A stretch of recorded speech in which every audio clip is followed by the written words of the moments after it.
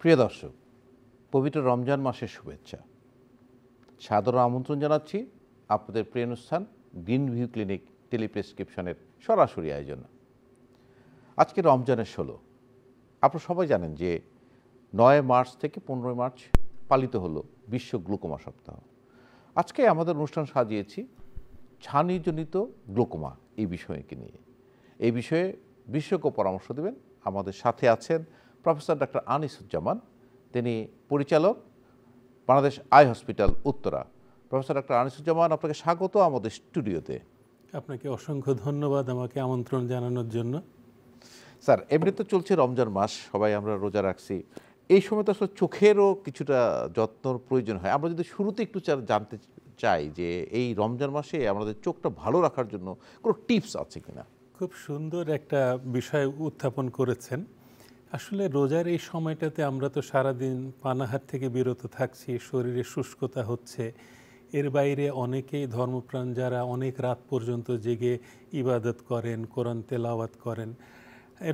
এর ফলে যেটা হয় যে চোখে এক ধরনের ক্লান্তি আর শুষ্কতা সৃষ্টি হয়, চোখ জ্বালা পোড়া করে, পানি পড়ে। তো এই পরিস্থিতিতে আসলে সামান্য দু একটা জিনিস খেয়াল করলে অনেকটা ভালো থাকা যায়। ধরুন, আমরা যদি প্রচুর পরিমাণে পানি খাই, তারপরে কম চিনি বা চিনিবিহীন নানা রকম ফলের শরবত খাই, ইফতার থেকে সেহরির এই মাঝামাঝি সময় যদি অনেক বেশি পরিমাণ ফ্লুইড খাই, ডিসপ্লে ডিভাইস অ্যাভয়েড করি, তাহলে অনেকটা ভালো থাকা যায়। আর বাইরে গেলে একটা সানগ্লাস ব্যবহার করা যেতে পারে। মানে এই রোজার মধ্যে যে বাইরে রোদের প্রভাব থেকে চোখটাকে বাঁচানোর জন্য একটা সানগ্লাস, এবং এর বাইরেও যদি খুব বেশি শুষ্কতা হয়, জ্বালা করে পানি পড়ে, সেক্ষেত্রে একটু আর্টিফিশিয়াল টিয়ারও ব্যবহার করা যেতে পারে। এবং একটা গুরুত্বপূর্ণ বিষয় যে রোজাতে কিন্তু কোনো ড্রপ ব্যবহারে রোজা নষ্ট হয় না। এটা একটা ইম্পর্টেন্ট একটা তথ্য আমরা জানলাম যে রোজার মধ্যে যদি আমি চোখের ড্রপ ব্যবহার করি তাহলে রোজা ভাঙার কোনো কারণ হচ্ছে না। স্যার, আমরা আমাদের প্রসঙ্গে চলে আসি যে আমরা আসলে বলছিলাম যে গ্লুকোমা সপ্তাহ পালিত হলো, আর আমরা আজকে আলোচনা করব ছানিজনিত গ্লুকোমা। প্রথমে আমি যদি গ্লুকোমা সপ্তাহ প্রতিবদ্ধ বিষয়টি নিয়ে একটু স্যার আপনি যদি আলোকপাত করতেন। আসলে গ্লুকোমা সপ্তাহে বরাবর প্রতি বছরই যে জিনিসটা করা হয় সেটা হলো যে চিকিৎসক, তারপরে যারা স্বাস্থ্যসেবা প্রোভাইডার, হেলথ পার্সোনেলস, বিভিন্ন হাসপাতাল কর্মী, এমনকি রোগীরাও সব মিলিয়ে সবসময় সারা পৃথিবীতে সবাই মিলে একই সাথে আপনার গিয়ে গ্লুকোমা সম্পর্কে এক ধরনের সচেতনতা সৃষ্টি করা হয়, যাতে এই রোগটা সম্পর্কে সবাই অবহিত হন, সচেতন হন এবং রোগে আক্রান্ত হওয়ার আগেই সচেতন হলে পরে দেখা যায় যে এই রোগের যে ডিভাস্টেটিং ইফেক্ট, যেটা ক্ষতিগ্রস্ত হয়ে গেলে আর ফেরত পাওয়া যায় না, এই জাতীয় পরিস্থিতিতে যেন না পড়া লাগে, দ্রুত রোগ নির্ণয় করে চিকিৎসা নিয়ে ভালো থাকা যায়। মানে এক কথা ছাড়া আমরা যেটা জানি যে আসলে নীরব চোখের অন্ধত্বের এক নীরব কারণ হলো গ্লুকোমা। আমরা জানি না, কিন্তু আমরা অন্ধ হয়ে যাচ্ছি। কেউ কেউ হঠাৎ করে কম দেখা শুরু করলো, দেখালো অন্ধত্ব। এই গ্লুকোমার নাকি আপনারা যেটা বলেন যে যদি আনট্রিটেড থাকে, যদি আর্লি অবস্থা না আসে, তার পরিণতি হলো অন্ধত্ব। এটা অনেকেই অন্ধ শিকার হচ্ছে। স্যার, আমরা এই যে ছানিজনিত গ্লুকোমা, ছানির সাথে গ্লুকোমা কিভাবে, স্যার ছানির সাথে কিভাবে গ্লুকোমার সম্পর্ক আসলো? আসলে ছানি তো ধরুন আমরা সবাই জানি বিষয়টা কি, চোখের মাঝে যে প্রোটিন নির্মিত যে স্বচ্ছ লেন্সটা থাকে, এটা নানাবিধ কারণে যখন অস্বচ্ছ হয়ে যায় তখন এই পরিস্থিতিটাকে আমরা ছানি রোগ বলে থাকি। তো এই যে ছানি, এটা কিন্তু পৃথিবীর 1 নম্বর অন্ধত্বের কারণ। কিন্তু এটার ভালো দিক হচ্ছে যেটা চিকিৎসা নিলে একেবারেই ম্যাজিকের মতো একদম হারানো দৃষ্টি পরিপূর্ণভাবে ফেরত পাওয়া যায়। তো যখন ওই চিকিৎসা না নিয়ে রোগী কালক্ষেপণ করতে থাকে, তখন এই ছানির মধ্যে বেশ কিছু পরিবর্তনের সৃষ্টি হয়।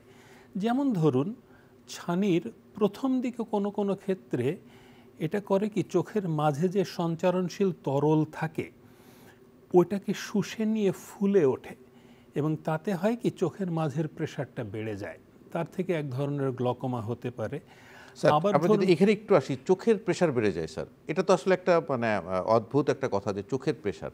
আমরা স্যার হাতে আমরা ব্লাড প্রেশারটা মাপি, এটা আমরা জানি বা মাপতে পারি। চোখের প্রেশার এটা স্যার আসলে যদি একটু ব্যাখ্যা করতে। আচ্ছা, খুব চমৎকার একটা প্রসঙ্গের অবতারণা করেছেন। সচরাচর আপনি যেমনটি বলছিলেন যে যে কোনো ডাক্তারের চেম্বারে গেলেই ডাক্তার সাহেব আমার ব্লাড প্রেশারটা মাপবেন, আমার হার্টটা পরীক্ষা করবেন, সব রকম পরীক্ষা করবেন এবং রোগী জানতে চান যে আমার ব্লাড প্রেশারটা কীরকম, ঠিক আছে এ ব্যাপারে কিন্তু তিনি যথেষ্ট সচেতন। এখন শরীরে রক্ত নালীর মাঝে প্রবাহমান রক্তের যে একটা প্রেশারের সৃষ্টি হয়, ঠিক একইভাবে শরীরে কিন্তু বিভিন্ন জায়গায় বিভিন্ন রকম প্রেশার। যেমন ধরুন মস্তিষ্কের মাঝে যে সেরিব্রোস্পাইনাল ফ্লুইড যেটা থাকে, এটা থেকে এক ধরনের প্রেশারের সৃষ্টি হয়। তারপরে মধ্যকর্ণে এক ধরনের প্রেশারের সৃষ্টি হয়। তারপরে ফুসফুসে এক ধরনের প্রেশার, বিভিন্ন যে অ্যাবডোমেনে এক ধরনের প্রেশার হয়। তো এই প্রেশারগুলো কিন্তু শরীরের স্বাভাবিক ক্রিয়াকর্মের জন্যই প্রয়োজন। ঠিক চোখের মাঝেও কিন্তু এরকম একটা প্রেশার থাকে। আমাদের যে আই বলটাকে যদি আমরা বিবেচনা করি, এটা গোল একটা বলের মতো জিনিস এবং এটার মাঝে দুই ধরনের তরল থাকে। পেছনের 2/3 একটা স্থিতিশীল একটা পার্মানেন্ট একটা তরল থাকে, যেটাকে আমরা বলি ভিট্রিয়াস হিউমার। আর সামনের 1/3 এক ধরনের সার্বক্ষণিক প্রবাহমান সঞ্চরণশীল এক ধরনের তরলের সৃষ্টি হয়। এই তরলটা এই যে চোখের কালোমণির পেছনে গোড়ায় একটা অংশ থেকে তৈরি হচ্ছে। পিউপিল, এটার মাঝখানে যে ছিদ্র, এটা দিয়ে সামনের অংশে আসছে এবং সামনের অংশে একটা কোণ থাকে, একটা কোণাকৃতি জায়গা, এখান দিয়ে বেরিয়ে যায়।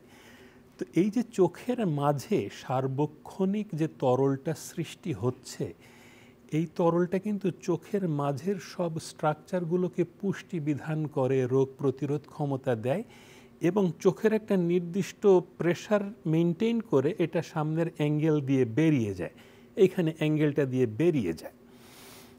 তো এই প্রেশারটাই হলো চোখের প্রেশার এবং এটা চোখের স্বাভাবিক কার্যকারিতার জন্য অত্যন্ত প্রয়োজনীয়। মানে স্যার আপনি যেটা বলছেন যে এই যে ফ্লুইডটা যেটা বললেন যে এটা প্রবাহমান আছে এবং এটা অ্যাঙ্গেল দিয়ে বেরিয়ে যাচ্ছে, তৈরি হচ্ছে ভেতরে, বেরিয়ে যাচ্ছে এবং এই যে তৈরি হওয়া এবং বের হওয়ার মাঝখানে একটা ব্যালেন্সের মাঝে আপনার দেয়ালে এক ধরনের প্রেশার সৃষ্টি করছে, এটাকে আমরা বলছি চোখের প্রেশার বা ইন্ট্রাঅকুলার প্রেশার। স্যার আমরা যেমন জানি আমাদের বডির প্রেশার, ব্লাড প্রেশার 120/80 এটা নর্মাল থাকে। স্যার যে চোখের প্রেশার, দুটো প্রশ্ন, একটা হলো যে চোখের প্রেশার মাপার কি পদ্ধতি আমরা মাপতে পারবো কিনা, আর দ্বিতীয় হলো যেটা নর্মাল প্রেশারটা কখন আমরা হাই প্রেশার বলবো। ধরুন রক্তচাপ 120/80 মিলিমিটার অফ মার্কারি, সেরকম চোখের চাপ হলো 10 থেকে 21 মিলিমিটার অফ মার্কারি। 10 থেকে 21 মিলিমিটার অফ মার্কারি চোখের স্বাভাবিক গঠনটাকে ঠিক রেখে, চোখের অপটিক্যাল অ্যাক্টিভিটি করার জন্য, চোখের পুষ্টি বিধানের জন্য, চোখের স্বাভাবিক কার্যক্রমের জন্য এই প্রেশারটা থাকতে হবে। যদি প্রেশার কমে যায়, যেমন ধরুন থাইসিস বালবাই বলে একটা রোগ আছে, সেক্ষেত্রে চোখের প্রেশারটা ছোট হয়ে যায়, চোখের প্রেশার কমে চোখ ছোট হয়ে যায়, রোগী কিন্তু আর দেখতে পায় না। আবার ধরুন বিপত্তিটা বাধে ঠিক একইভাবে, যখন চোখের প্রেশারটা বেড়ে যায় তখন চোখের মাঝে যে অপটিক নার্ভটা থাকে, যেটা আমাদের চোখকে ব্রেনের সাথে সংযুক্ত করছে, এবং চোখের মাঝে যে আলোক সংবেদনশীল যে লেয়ারটা আপনার নার্ভাস কোড, যেটাকে বলা হয় রেটিনা, যেখানে ইমেজের সৃষ্টি হয়, এই লেয়ারের ক্ষতি হতে থাকে।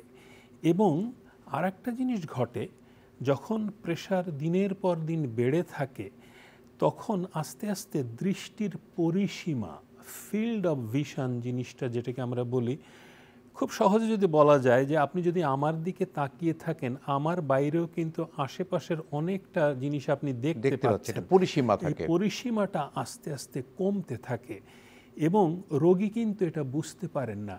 দৃষ্টির তীক্ষ্ণতা, অ্যাকিউটি অফ ভিশন, সেটা কিন্তু স্বাভাবিক। রোগী কিন্তু ঈদের চাঁদ দেখতে পারেন, কিন্তু তার পাশে তার বন্ধু দাঁড়িয়ে আছেন, তাকে দেখতে পারেন না।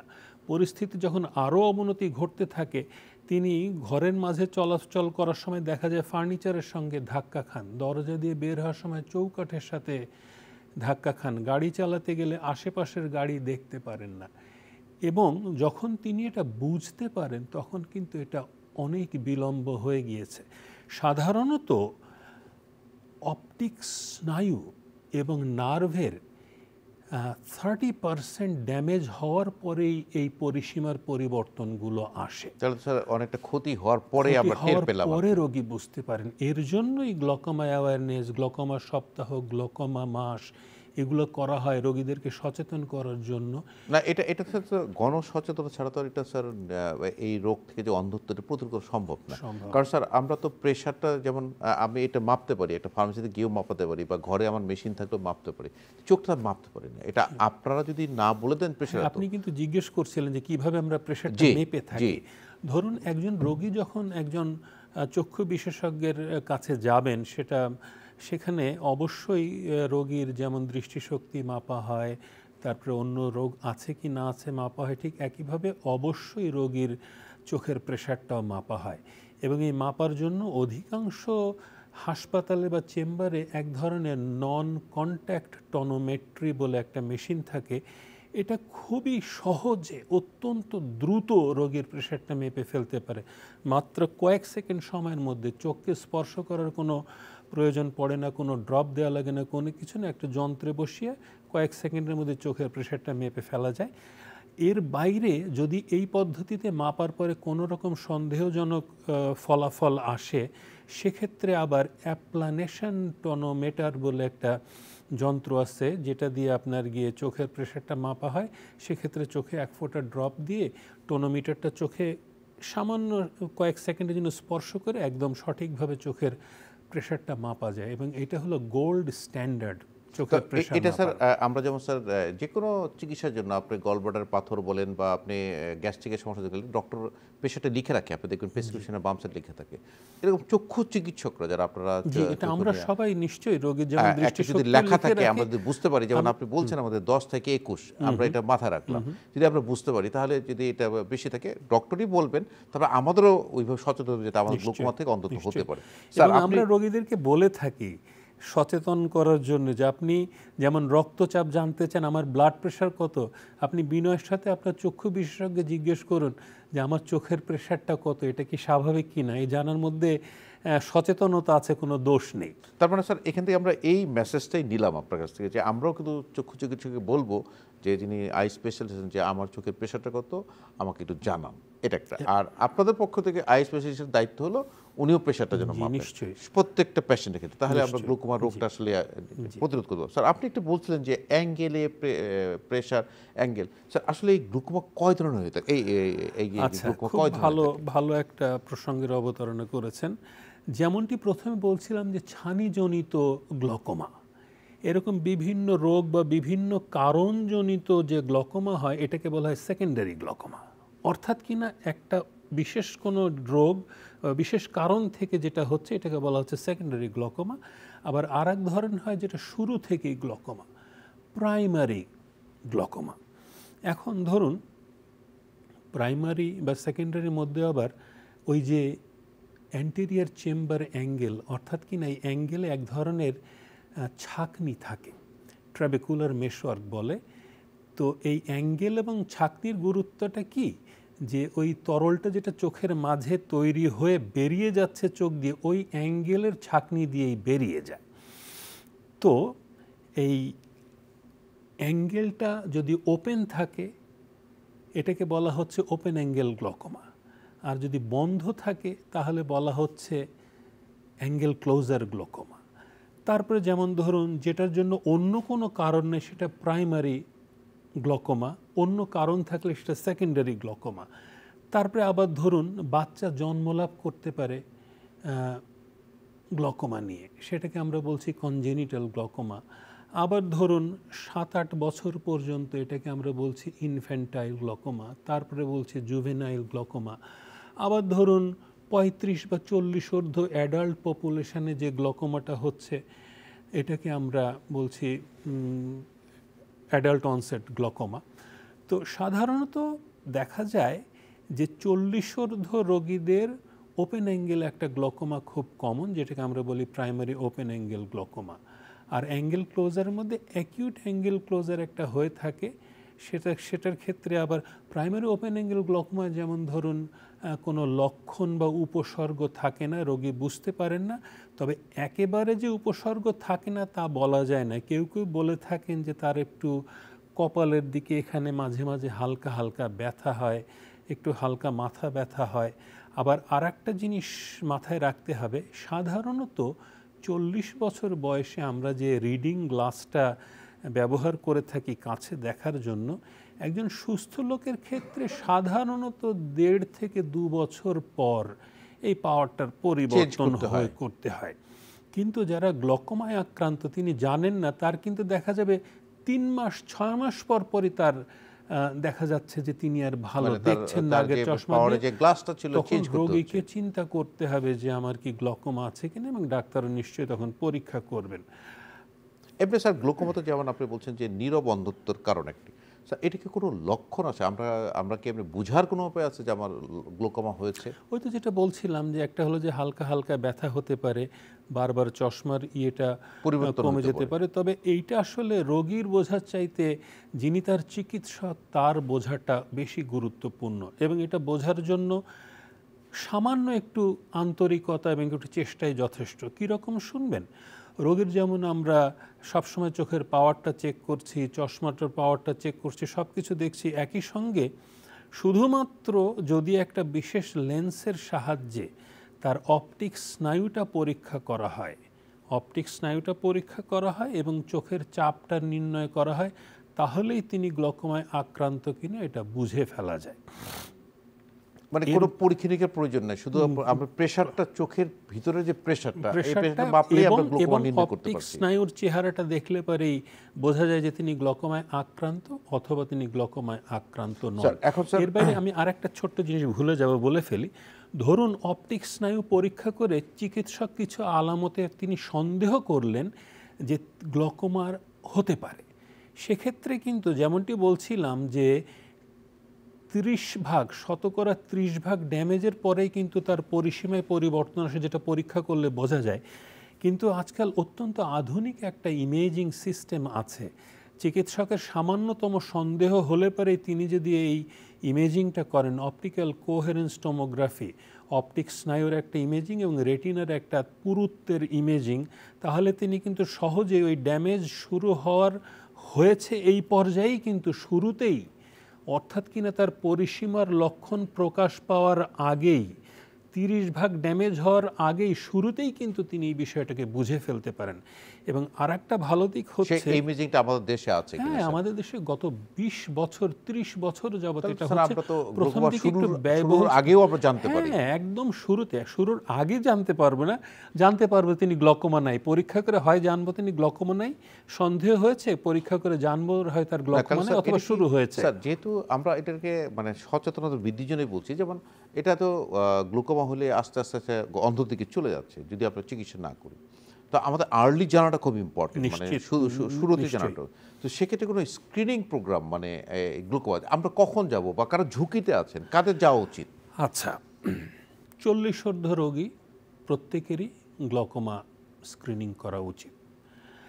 যার পরিবারে নিকট আত্মীয়ের, ভাই বোন, বাবা মা, চাচা চাচি, রক্ত সম্পর্কিত কারোর গ্লকোমা আছে, তার সবাই পরিবারের গ্লকোমা স্ক্রিনিং করতে হবে।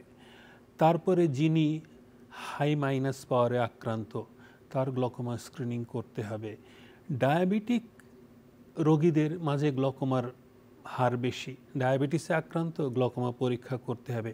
আপনি ব্লাড প্রেশারে আক্রান্ত, আপনার গ্লকোমা পরীক্ষা করতে হবে। মোটা দাগে এই বিষয়গুলো। স্যার এখন ট্রিটমেন্টে যদি বলতেছে, আমরা আসলে গ্লকোমা নির্ণয় করলেন, ট্রিটমেন্ট। আচ্ছা, প্রথমত গ্লকোমার ধরন, সেই অনুযায়ী চিকিৎসা। যদি বিশেষ কোনো রোগের কারণে গ্লকোমা হচ্ছে, সেই রোগের চিকিৎসা করতে হবে। প্রাইমারি ওপেন অ্যাঙ্গেল গ্লকোমায় ড্রপ দিয়ে চিকিৎসা করা হয়। ড্রপের মধ্যে যেমন ধরুন বেটা ব্লকার এক ধরনের ড্রপ পাওয়া যায়, তারপরে আলফা এগোনিস্ট এক ধরনের ড্রপ পাওয়া যায়, তারপর যেমন ধরুন সিনথেটিক প্রোস্টাগ্ল্যান্ডিন অ্যানালগ একটা পাওয়া যায়, কার্বনিক অ্যানহাইড্রেজ ইনহিবিটর, এই মোটা দাগে এই 4 রকম ড্রপ পাওয়া যায়। হ্যাঁ, এরপরে মায়োটিক এক ধরনের ড্রপ পাওয়া যায়। এই ড্রপগুলো দিয়ে চিকিৎসা করা হয়। একটি দিয়ে কাজ করছে না, অন্য গ্রুপেরটা দিব, একটি দিয়ে কাজ করছে যথেষ্ট নয়, অন্য গ্রুপের আর একটা অ্যাড করবে, একাধিক ড্রপ দিয়ে আমরা প্রেশারটাকে নিয়ন্ত্রণে রাখতে পারলে এইভাবেই তিনি ওষুধ ব্যবহার করবেন। আচ্ছা, ওষুধে আংশিক নিয়ন্ত্রণ হচ্ছে, পরিপূর্ণ হচ্ছে না, সেক্ষেত্রে এক ধরনের লেজার চিকিৎসা আছে যেটা দিয়ে ওই যে বলছিলাম না অ্যান্টিরিয়র চেম্বার অ্যাঙ্গেলের ছাঁকনিটা থাকে, ওই ছাঁকনির ওপেনিংগুলোকে একটু একটু বড় করে দেওয়া যায় লেজারের মাধ্যমে। তো এই সিলেক্টিভ লেজার ট্র্যাবিকুলোপ্লাস্টি ড্রপের সঙ্গে ওটা করে দিলে অনেক ক্ষেত্রে রোগী ভালো থাকে। এই ধরনের চিকিৎসাও যদি ভালো না হয় সেক্ষেত্রে সার্জিক্যাল ট্রিটমেন্ট করা যেতে পারে, ড্রেনেজ সার্জারি করা হয়। তারপর যেমন ধরুন ড্রেনেজ সার্জারিতেও যদি ভালো হচ্ছে না, একাধিক ড্রেনেজ সার্জারি করা যেতে পারে এবং চাইলে এক ধরনের ড্রেনেজ ভালভ ইমপ্ল্যান্ট করা যেতে পারে। সবচেয়ে বড় কথা হলো যে গ্লকোমায় আক্রান্ত হলে পরে আর্লি স্টেজে রোগ নির্ণয় করলে সারা জীবনই সুস্থ স্বাভাবিক থাকা যায়। আর যদি কেউ স্যার গ্লোকোমা জানলো না বা তার অ্যাওয়ারনেসের অভাব, সততার অভাব, সে চিকিৎসা নিল না, তার ক্ষেত্রে কী কী হতে পারে? তার ক্ষেত্রে ব্যাপারটা একেবারেই স্বাভাবিক যে বছর মানে এটা ঠিক সপ্তাহ মাসে না, বছরের পর বছর ধীরে ধীরে ধীরে ধীরে তিনি অন্ধত্বের দিকে আগিয়ে যাবেন এবং যখন তিনি বুঝতে পারবেন তখন আর কিছুই করার থাকে না। মানে অ্যাকচুয়ালি যত যেটা দিন লুজ যায় করে ফেলবো complicated সেই দৃষ্টিটা আর ফেরত আসবে না এবং এর জন্যই শুরুতেই চিকিৎসা নিতে হবে, যতটুকু দৃষ্টিশক্তি আছে সেটাকে সংরক্ষণ করতে হবে। অনেক ধন্যবাদ প্রফেসর ডক্টর আনিসুজ্জামান, আপনার কাছে আপনার গ্লুকোমা সম্পর্কে অনেক কিছু জানলাম। নিশ্চয়ই যারা আজকে অনুষ্ঠান দেখেছেন তাদের অনেক উপকার আসবে। প্রিয় দর্শক, আসলে গ্লুকোমা সপ্তাহে আমরা যে অ্যাওয়ারনেস, যে মেসেজটা দিতে চাই, গ্লুকোমা চোখের অন্ধত্বের একটি অন্যতম কারণ বিশ্বব্যাপী। এই গ্লুকোমা রোগ যদি আর্লি অবস্থায় ধরা পড়ে, যদি চিকিৎসা নেওয়া যায়, আপনার চোখের অন্ধত্ব থেকে আপনি বাঁচতে পারবেন। তাই যারা গ্লুকোমা ঝুঁকিতে আছেন, 40 ঊর্ধ্ব যারা আছেন, তারা স্ক্রিনিংয়ের মাধ্যমে জেনে নিন যখন আপনি চোখের ডাক্তার কাছে যাবেন যে আপনার চোখের প্রেশার কত, এটা জানতে হবে।